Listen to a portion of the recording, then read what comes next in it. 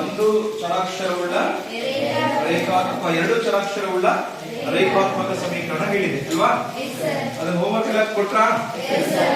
ಇವಾಗ ಬೇರೆ ಪಾಠಕ್ಕೆ ಹೋಗೋಣ. ಮತ್ತೆ ಬೇರೆ ಪಾಠ ಎಷ್ಟನೇ ಪಾಠ ಅದು? 5ನೇ ಪಾಠ ಆಯ್ತಾ? ಓಕೆ,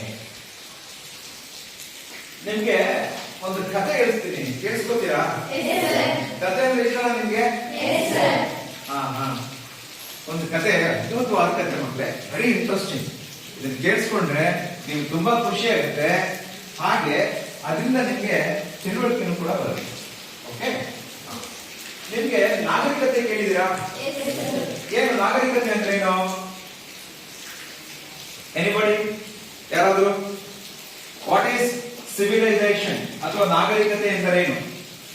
ಯಾರು ಹೇಳ್ತೀರಾ?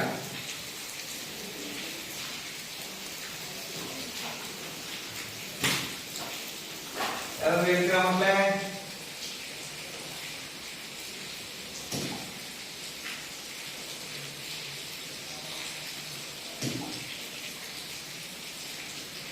ಹೇಳ್ತೀರಾ?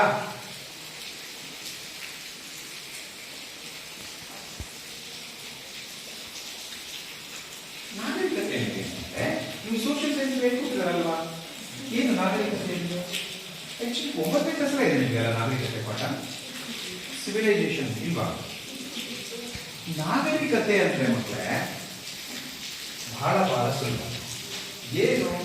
ಆ ಒಂದು ದೇಶದ ತಕ್ಕ ಹಾಗೆ, ಆ ದೇಶದ ಒಂದು ಪ್ರಾಂತ್ಯದ ತಕ್ಕ ಹಾಗೆ, ಅಲ್ಲಿ ಬರ್ತಕ್ಕಂಥ ಜನಗಳ ಜೀವನ ಶೈಲಿ, ಅಲ್ಲಿ ಬರ್ತಕ್ಕಂಥ ಪ್ರಕೃತಿಯ ಒಂದು ವಿಕೋಪಗಳು, ಆ ಪ್ರಕೃತಿಯ ಒಂದು ಏರಿಳಿತಗಳು, ಈ ಎಲ್ಲವನ್ನು ಕೂಡ ಮನುಷ್ಯ ಅಳವಡಿಸಿಕೊಂಡು ಆ ಪ್ರಕೃತಿ ತಕ್ಕನಾಗಿ ಅವನ ಜೀವನ ಶೈಲಿನ ರೂಪಿಸ್ಕೊಳ್ತಾನೆ.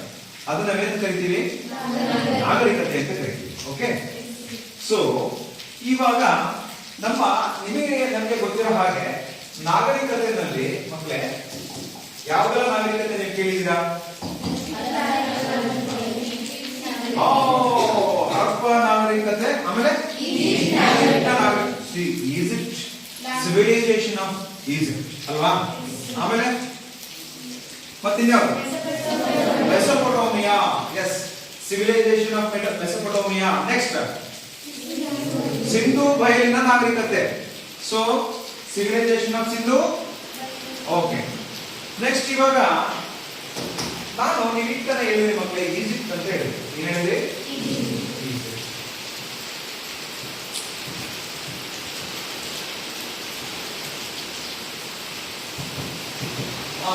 ಈಜಿಪ್ಟ್ ನಲ್ಲಿ ಒಂದು ದೇಶ ಬರುತ್ತೆ, ಅಲೆಕ್ಸಾಂಡ್ರಿಯಾ ಅಂತ ಕೇಳಿದ್ರ? ಅಲೆಕ್ಸಾಂಡ್ರಿಯಾ ಅಂತ ಒಂದು ದೇಶ.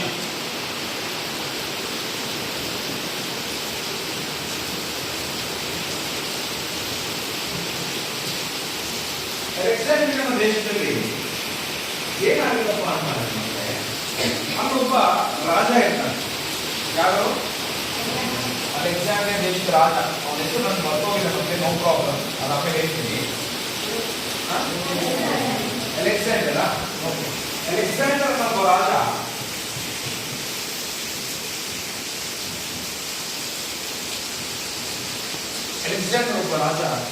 ಇರ್ತಾನೆ. ಅವನು ಏನ್ ಮಾಡ್ತಾನಪ್ಪ ಅಂದ್ರೆ ಆಟೋಮೆಟಿಕ್ ಆಗಿ ಅವ್ನಿಗೆ ತುಂಬಾ ಏನೋ ಓದ್ಬೇಕು ಅನ್ನೋ ಆಸಕ್ತಿ ಬರುತ್ತೆ. ಯಾರಿಗೆ? ರಾಜನಿಗೆ. ಅವನು ಡೈರೆಕ್ಟ್ ಆಗಿ ಏನ್ ಹೋಗ್ತಾನಪ್ಪ ಅಂತಂದ್ರೆ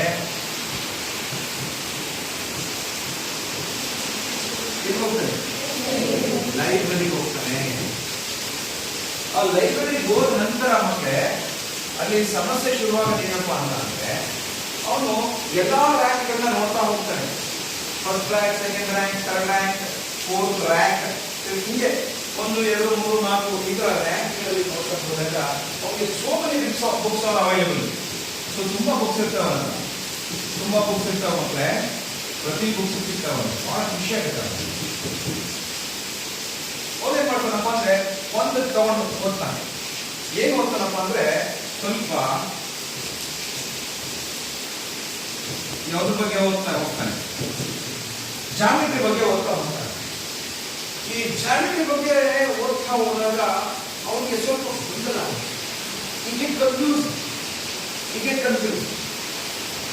ಯಾವುದೋ ಒಂದು ಹೋಗ್ತಾನೆ, ಇನ್ನೊಂದು ಬುಕ್ ತಗೊಳ್ತಾನೆ. ಕೊಡ್ತಾನೆ. he get confused, he is not able to understand properly, he was not able to understand properly, ಅವನಿಗೆ ಅರ್ಥ ಆಗಲಿಲ್ಲ. ಆಗ ಅವನು ಏನ್ ಮಾಡ್ತಾನಪ್ಪ ಅಂದ್ರೆ ಆಟೋಮೆಟಿಕ್ ಆಗಿ ಒಂದು ರಾಜ್ಯಸಭೆ ಕರೀತಾನೆ. ಏನ್ ಕರೀತಾನೆ? ಒಂದು ರಾಜ್ಯಸಭೆ ಕರೀತಾನೆ.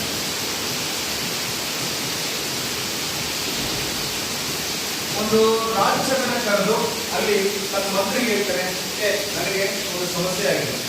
ಏನಪ್ಪಾ ಅಂದ್ರೆ ನನಗೆ ಜಾಮಿಟ್ರಿ ಅರ್ಥ ಆಗ್ತಾ ಇಲ್ಲ, ನಾನು ಯಾವುದಾದ್ರು ಬುಕ್ಗಳು ಓದ್ತಾ ಇದ್ದೀನಿ, ಆದ್ರೂ ನನಗೆ ಒಂದು ಕೂಡ ನನಗೆ ಸರಿಯಾಗಿ ಒಂದು ಅದರ ತಿಳುವಳಿಕೆ ಬರ್ತಾ ಇಲ್ಲ. ಸೊ ಹಾಗಾಗಿ ನಮಗೆ ಇವತ್ತು ಒಂದು ರಾಜ್ಯಸಭೆಯಲ್ಲಿ ಏನ್ ಹೇಳ್ಬೇಕಾಗಿದೆಪ್ಪ ಅಂತಂದ್ರೆ, ಇವತ್ತು ಎಲ್ಲ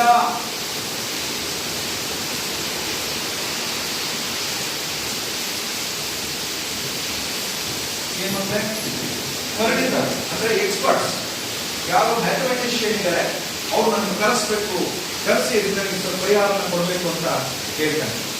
ಹಂಗೆ ಮತ್ತೆ ಅದನ್ನ ಏನ್ ಮಾಡ್ತಾನಪ್ಪ ಅಂದ್ರೆ ರಾಜ ಸುತ್ತಲೂ ಸಹ ಇರ್ತಕ್ಕಂಥ ಎಲ್ಲ ಜನಕ್ಕೂ ಹಳ್ಳಿಗಳಿಗೆ ಅವರ ಪ್ರಾಂತ್ಯಕ್ಕೆ ಎಲ್ಲರಿಗೂ ಏನ್ ಮಾಡ್ತಾನಪ್ಪ ಅಂದ್ರೆ ಮೆಸೇಜ್ ಕೊಡ್ತಾನೆ. ಯಾವ ತರ ಮೆಸೇಜ್ ಕೊಡ್ತಾ ಇದ್ದ?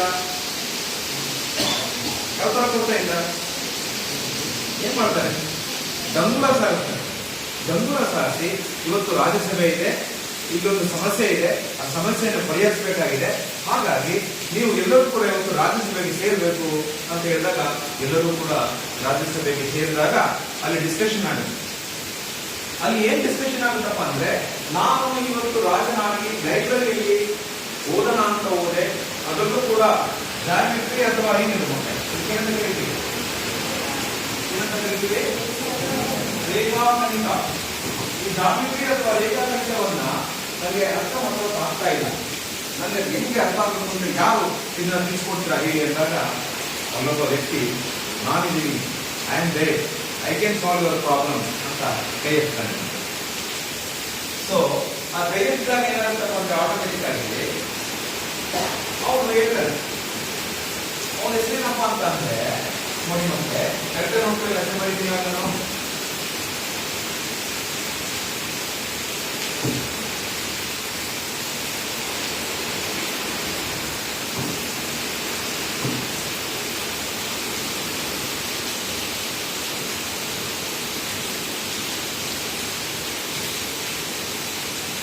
ಏನಂದ್ರೆ ಯೂಕ್ಲಿಡ್, ಹೆಸರು ಮತ್ತೆ ಯೂಕ್ಲಿಡ್ ಅಂತ.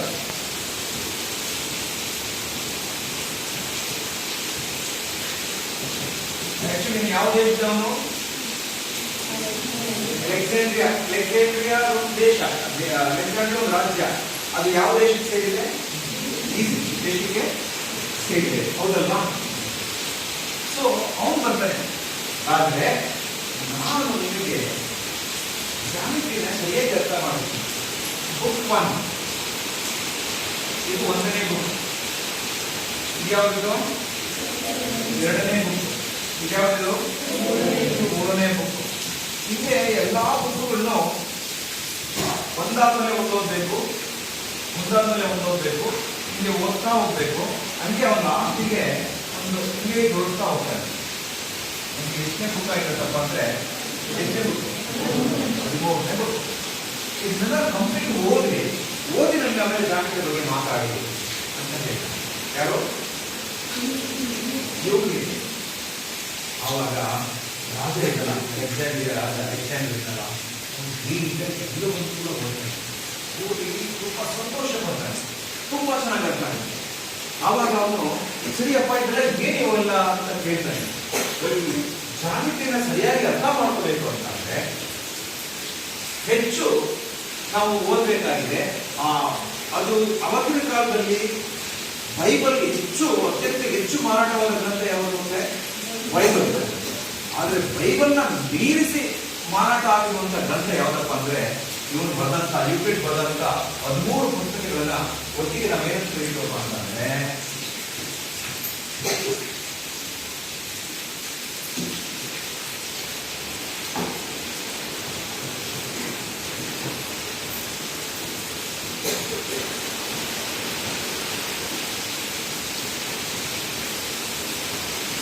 ಇಲ್ಲಿ ಓದಿ ಏನಿದೆ? ಸೊ 13 ಪುಸ್ತಕವನ್ನು ಒಟ್ಟಿಗೆ ಸೇರಿಸಿ ಆ ಪುಸ್ತಕಕ್ಕೆ ಒಂದು ಹೆಸರು ಕೊಡ್ತಾರೆ. ಏನಪ್ಪದು? ಎಲಿಮೆಂಟ್. ಅಲ್ಲಿ ಇಲ್ಲಿ ಈ ಒಂದು ಈ ಎಲಿಮೆಂಟ್ ಅನ್ನೋ ಪುಸ್ತಕದ ಮೂಲ ಕರ್ತೃ ಯಾರು ಮಾಡ್ತಾರೆ? ಅದನ್ನ ನಾವೇನಂತ ಕರಿತೀವಿ ಅಂದ್ರೆ ಅವನು ಸಪರೇಟ್ ಆಗಿ ಒಂದು ಜಾಗೃತಿನೇ ಸೃಷ್ಟಿ ಮಾಡ್ತಾನೆ. ಯುಕೆಂಡು ಅದಕ್ಕೆ ನಾವೇನಂತ ಕರಿತೀವಪ್ಪ ಅಂತಂದ್ರೆ ಏನಂತ ಕರಿತೀವಿ ಮತ್ತೆ?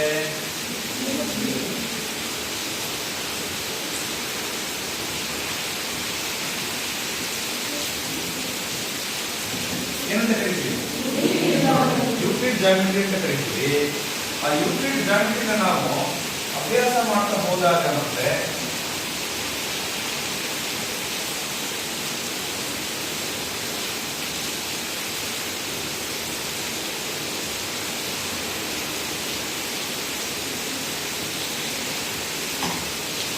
ಯೂಕ್ಲಿಡ್ ಜಾಮಿಟ್ರಿ ಅಥವಾ ಯೂಕ್ಲಿಡ್ ಅನ್ನ ಹೇಳಿ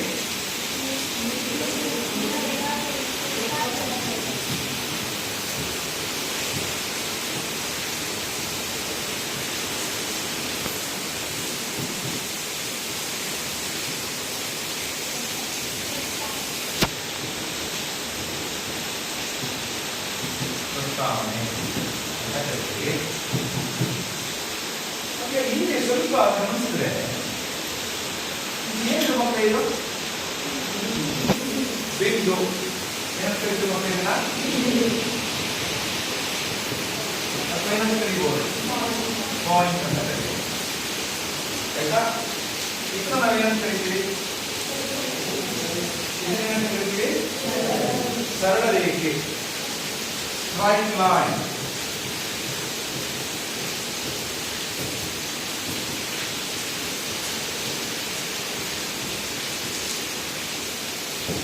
ಇದನ್ನ ಸರಳ ರೇಖೆ ಅಂತ ನಾವು ಇದನ್ನ ಕರಿತೀವಿ.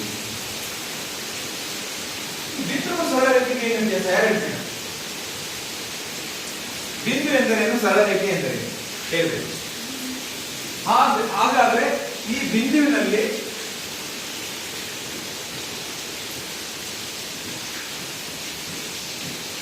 ಸರಳ ರೇಖೆಯನ್ನು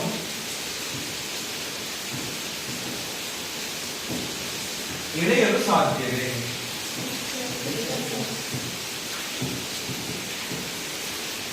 Is it possible to draw a straight line to a single point? Yes, sir. Is it possible? Oh, ಯಾರು ಹೇಳ್ತೀರಾ ಸಾಧ್ಯ ಅಂತ? ಪೇತಿ ನೋಡೋಣ. ಅಸಾಧ್ಯ ಅನ್ನೋ ಪೇತಿ.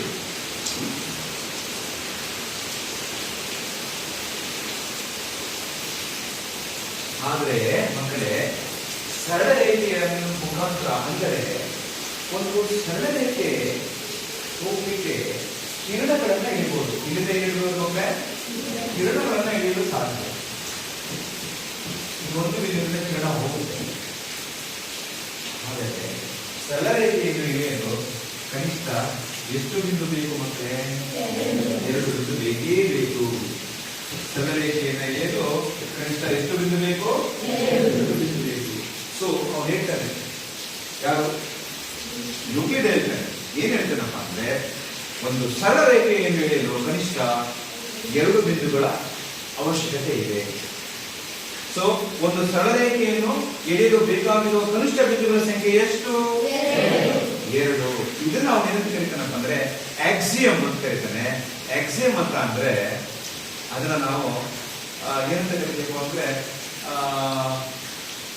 ಆಕ್ಸಿಯಂ ಕನ್ನಡದಲ್ಲಿ ಇದಕ್ಕೆ ಆಕ್ಸಿಯಂ ಅಂತಂದ್ರೆ ಆಧಾರ, ಸ್ವಯಂ ಸಿದ್ಧ. ಏನಂತ ಕರಿತೀವಿ ಅಂದ್ರೆ ಸ್ವಯಂ ಸಿದ್ಧ ಆಕ್ಸಿಯಮ್ಸ್.